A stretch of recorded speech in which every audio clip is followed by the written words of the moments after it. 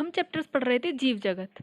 जीव जगत में हमने सबसे पहले क्या जाना कि सजीव क्या होते हैं, उसके बाद हमने जाना कि उसके विशिष्ट, हम उसके लक्षण के बारे में पढ़ रहे थे। सबसे पहला लक्षण हमने पढ़ा था वृद्धि, उसके बाद हमने जनन पढ़ा था, उसके बाद हमने पढ़ा उपापचय, उसके बाद हमने संवेदनशीलता तथा अनुकूलता, उसके बाद हमने पढ़ा जीवन चक्र, उसके बाद हमने जीव द्रव्य पढ़ा, फिर हमने कोशिका संरचना के बारे में पढ़ा था। अब हम पढ़ते हैं, हमारा जो नेक्स्ट लक्षण है वो है गति। गति यानी मूवमेंट। मूवमेंट क्या होता है? तो ये तो हमें पता ही होता है कि जितने भी सजीव होते हैं वो एक से दूसरी जगह गति करते हैं, और यही जो मूवमेंट है ये खाली सजीवों में ही होता है। निर्जीव वस्तुएं या फिर निर्जीव चीजें कभी भी मूवमेंट नहीं करती। तो मूवमेंट के बारे में जानते कि हमारा कौन सा लक्षण है और कैसा लक्षण है। तो जो गति जीवधारियों का मुख्य लक्षण है, गति जीवधारियों का मुख्य लक्षण है, क्योंकि ये निर्जीवों में नहीं होता इसलिए ये जीवधारियों का मुख्य लक्षण है। एक कोशिका के अंदर जीव द्रव्य भ्रमण तथा संपूर्ण पौधों का, यानी कि जो एक कोशिका होती है उसके अंदर जीव द्रव्य भ्रमण होता है, और संपूर्ण पौधों का, जैसे कि क्लेमोडोमोनास एक पौधे का नाम है, ये एक जगह से दूसरी जगह गति करता है। अथवा पौधे के एक स्वतंत्र भाग जैसे युग्मक तथा चल बीजाणु एक स्थान से दूसरे स्थान को जाना गमन कहलाता है। यानी कि जो पौधा होता है या फिर कोशिका होती है उसमें जो जीव द्रव्य होता है या फिर जो उसके अंदर जो युग्मक होते हैं या चल बीजाणु होते हैं वो एक स्थान से दूसरे स्थान को जो जाते हैं उसे हम गमन या गति कहते हैं।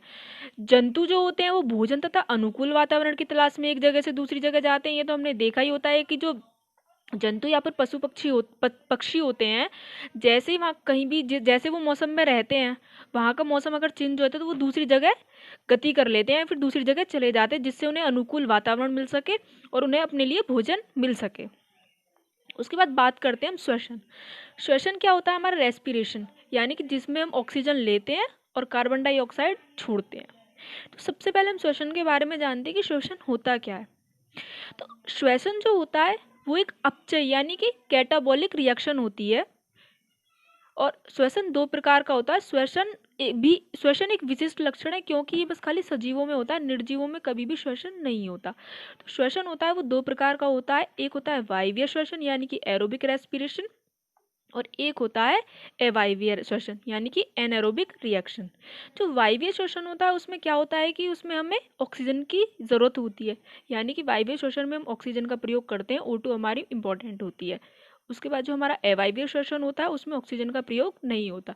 यानी कि एक तरीके से जो सजीव होते हैं वो बस खाली वायवीय श्वसन यानी कि एरोबिक रेस्पिरेशन का ही प्रयोग करते हैं। तो यहाँ पे हम देखते हैं कि ये जो ग्लूकोज है C6H12O6, ये ऑक्सीजन की उपस्थिति में हमारे शरीर में जाता है। उसके बाद क्या होता है, उसमें से कार्बन डाइऑक्साइड बाहर निकलती है, और हमारा जो जल होता है H2O वो बाहर निकलता है, और 673 किलो कैलोरी हमारी डेली की बर्न होती है या फिर रिलीज होती है, जिसमें से 40% हमारी ATP होती है और 60% उसमें से हमारी ऊष्मा रिलीज होती है। और ग्लूकोज से हमारा लैक्टिक अम्ल भी बनता है जिसमें 28 किलो कैलोरी होती है। उसके बाद बात करते हैं हम पोषण यानी कि न्यूट्रिशन क्या होता है। पोषण का हमें पता ही होता है कि जो हम खाते हैं, जो हमारे शरीर में जाता है, उस चीज़ से हमें पोषण मिलता है और उसी से हमारी जो बॉडी होती है या फिर हमारी जो सेल्स होती है उनका निर्माण होता है। तो सबसे पहली बात, जीव द्रव्य के निर्माण व जीवधारियों के पोषण के लिए व वृद्धि व विकास के लिए भोजन की आवश्यकता होती है। यानी कि जो जीवधारी होते हैं उनमें जो वृद्धि होती है, विकास होती है, उसके लिए भोजन की आवश्यकता सबसे ज़्यादा ज़रूरी होती है। बिना भोजन के उनमें पोषण नहीं होता है। वो हमारा जो हमारा पोषण होता है वो हमारा 2 टाइप्स का होता है, यानी कि एक होता है स्वपोषी ऑटोट्रॉप्स और एक होता है परपोषी। अब हमारा स्वपोषी क्या होता है? स्वपोषी होता है पौधे जो प्रकाश संश्लेषण की क्रिया में अपना भोजन स्वयं बनाते हैं, या फिर रसायन संश्लेषी जीवाणु जो होते हैं वो अपना भोजन स्वयं बनाते हैं। एक होता है परपोषी यानी कि हेट्रोट्रॉफ। हेट्रोट्रॉफ में आते हैं सभी जंतु या फिर हम लोग जो पौधों से भोजन ग्रहण करते हैं फिर दूसरों के ऊपर डिपेंड रहते हैं। तो सब बात करते हैं हम नेक्स्ट इसमें कि जीव द्रव्य के निर्माण के लिए, जो हमारी बॉडी में जो जीव द्रव्य होता है उसके निर्माण के लिए, जीवधारियों के पोषण के लिए, वृद्धि और विकास के लिए भोजन की आवश्यकता होती है। भोजन का निर्माण अथवा लेना ही पोषण कहलाता है। सबसे पहली बात कि हम लेते क्या हैं, हमारे शरीर में जाता क्या? हमारे शरीर में कार्बोहाइड्रेट जाती है, प्रोटीन जाती है, और शरीर में ये क्या करते हैं, शरीर में निर्माण का कार्य करते हैं। जो कार्बोहाइड्रेट होती है उससे हमें वसा मिलती है। वसा हमें सबसे ज़्यादा कार्बोहाइड्रेट से मिलती है, जैसे कि चीनी से या आलू में जो स्टार्च होता है उससे।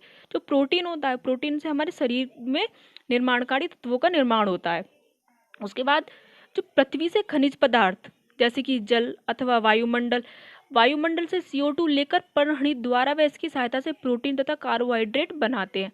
क्या करते हैं जीव, ये वायुमंडल से CO2 लेते हैं और पर्णहरित द्वारा और इसकी सहायता से प्रोटीन बनाते हैं और कार्बोहाइड्रेट बनाते हैं। यानी कि प्रोटीन क्या करता है, हमारे शरीर में ये निर्माणकारी तत्व होता है, कार्बोहाइड्रेट से हमें वसा मिलती है। और पोषण भी जीवों का विशिष्ट लक्षण है। पोषण जीवों का विशिष्ट लक्षण इसलिए होता है क्योंकि पोषण खाली सजीवों में होता है, निर्जीवों में कभी भी पोषण नहीं होता। उसके बाद बात करते हैं उत्सर्जन की, कि उत्सर्जन क्या होता है हमारा। उत्सर्जन होता है कि कोई भी वेस्टेज पदार्थ, जैसे कि जो वेस्टेज पदार्थ होते हैं यानी कि यूरिन का निकलना हमारी बॉडी से, ये सारे होते हैं उत्सर्जन। यानी कि जो हम अपनी बॉडी में लेते हैं, जो भी हम खाते पीते हैं, उसमें से जो हमारा चीज़ें इंपॉर्टेंट होती है वो हमारी शरीर में रह जाती है और बाकी जो वेस्टेज पदार्थ होता है वह हमारी बॉडी से बाहर निकल जाता है। तो शरीर में बनने वाले अपशिष्ट पदार्थों को शरीर से बाहर निकालने की क्रिया क्या होती है हमारी, ये होती है हमारा उत्सर्जन। तो हम बात करते हैं, इसी को देखते हैं हम सबसे पहले ग्लूकोज को। यानी कि ग्लूकोज जो होता है वो ऑक्सीजन की उपस्थिति में हमारे शरीर से क्या निकालता है, कार्बन डाइऑक्साइड और वाटर निकालता है और कैलोरी को बाहर रिलीज करता है। तो ये भी एक उत्सर्जन की ही क्रिया होती है। यानी कि ग्लूकोज का वायु की उपस्थिति में ऑक्सीजन को शरीर से बाहर निकाल देना, ये उत्सर्जन की क्रिया कहलाती है। उसके बाद पढ़ते हैं उत्सर्जन के बारे में कि उत्सर्जन क्या होता है। तो उत्सर्जन सभी जीवधारियों में उपापचयन की क्रियाओं द्वारा, उपापचयन की क्रियाएं होती हैं जल एवं CO2 ही नहीं, उपापचयन की क्रियाएं हमारी जल या फिर CO2 ही लेना नहीं होता, दूसरे पदार्थ भी होते हैं, अथवा दूसरे पदार्थ विविध तरह के पदार्थ होते हैं, विभिन्न प्रकार के अनावश्यक व हानिकारक पदार्थ जो हमारी बॉडी में बनते हैं। जैसे कि जो यूरिन होता है वो हमारा अनावश्यक पदार्थ है, ये एक हानिकारक पदार्थ भी हो सकता है हमारी बॉडी के लिए, ये इसलिए हमारे शरीर से बाहर निकल जाता है। जैसे कि मलत्याग करना, ये भी एक वेस्टेज पदार्थ होता है, इसलिए हमारी बॉडी से बाहर निकलता है।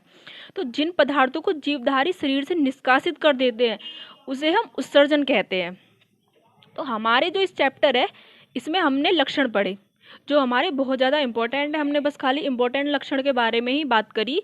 उसके बाद जो हम पढ़ेंगे, इसमें हम पढ़ेंगे नेक्स्ट जो टॉपिक होगा हमारा, इसमें जानेंगे कि जीवधारियों के अध्ययन करने के लिए कौन कौन सी सामग्री उपलब्ध है हमारे इसमें वर्ड में, और जैव विविधता क्या होती है।